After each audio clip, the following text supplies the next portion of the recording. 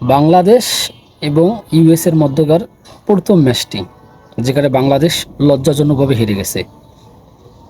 আমার মনে হয় এটা বাংলাদেশের হার হয় নাই, তারা যে 11 জন খেলে তাদের হার নয়, এটা সমস্ত বাঙালিদের হার। কারণ আমি একজন ক্রিকেট প্রেমী, এই একজন ক্রিকেট প্রেমী হয়ে কালকের ম্যাচটি বাংলাদেশ হেরে যাওয়ার কারণে সবচেয়ে বেশি লজ্জা মনে হয় আমাকেই লাগছে। তারা ক্রিকেট খেলে, যারা ক্রিকেট খেলছে তাদের হয়তো বা লজ্জা নাই, তারা হয়তো বা উপভোগ করছে, তারা বলতেছে পরবর্তী ম্যাচের কামব্যাক করব, পরবর্তী ম্যাচে আমাদের ব্যাটিংরা আমাদের বোলিংরা ভালো করবে। ঠিক আছে, ভালো করবে, কিন্তু ইউএসের সাথে হারাটা সবচেয়ে লজ্জাজনক। আমার মনে হয় না ইউএসএ যে কয়টা টিমের সাথে খেলবে তারা অন্য কোনো টিমকে হারাতে পারবে শুধু বাংলাদেশ ছাড়া। সেই ইউএসএ বাংলাদেশকে হারিয়ে দিল।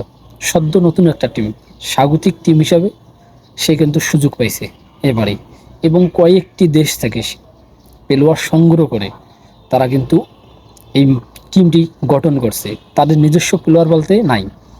তাদের মধ্যে যদি আমরা সবচাইতে মোস্ট ফেভারিট একজন প্লেয়ার দেখি, সেটা হচ্ছে নিউজিল্যান্ডের কুরি অ্যান্ডারসন। তারও কিন্তু বয়স হয়ে গেছে, সে কিন্তু নিউজিল্যান্ডের দলে নিয়মিত যখন জায়গা পায় না, তারপরে কিন্তু ইউএসএকে বেছে নেয়, সেখানে তার ক্রিকেট কেরিয়ারটা আবার শুরু করে। সেই ইউএসএর সাথে বাংলাদেশের টিম টাইগার, নাজমুল হাসান শান্ত, লিটন কুমার দাসরা, সাকিব আল হাসানরা হেরে যায়। এর চেয়ে কী আর লজ্জা হতে পারে, এর চেয়ে কী আর দুঃখজনক হতে বাংলার ক্রিকেটে। আমরা এই ক্রিকেট নিয়ে আমাদের গর্ব করার বলতে কোনো কিছুই নাই। এই ক্রিকেট আমাদের বেশি দূর যাবে না। এই 2024 বিশ্বকাপে আমরা কয়টা ম্যাচ জিতবো বা কয়টা ম্যাচ হারবো আমরা আগাম বলতে পারতেছি। কারণ এদের যে পারফরমেন্স, এদের যে পরিসংখ্যান, এদের যে প্রতিটা প্লেয়ারের ধারাবাহিকতা। লিটন কুমার দাস তো অফ ফর্মে, নাজমুল শান্ত তো নাই বললেই চলে। ওতেই ভাবটাপ নেয়, পাট নিয়ে খেলায়, মাঠে মনে হয় নামলে মহাময়ী রান করবে, কি এক হইসই ব্যাপার।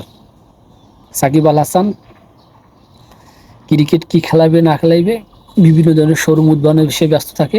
আমার মোস্ট ফেভারিট একজন প্লেয়ার সাকিব আল হাসান, তারও সমালোচনা করতে হয়, কারণ বাংলাদেশ হেরে গেলে তো আর বাংলাদেশের উপরে সাকিব আল হাসান নয়। যাই হোক, ক্রিকেট হচ্ছে এই বাঙালির সবচেয়ে প্রিয় খেলা, সবচেয়ে মোস্ট একটা ইন্টারেস্টিং গেম হচ্ছে কিন্তু বাংলাদেশের ক্রিকেট। এই ক্রিকেটটা কিন্তু সবাই দেখে, কম বেশি সব ছেলেপিলেরাই দেখে।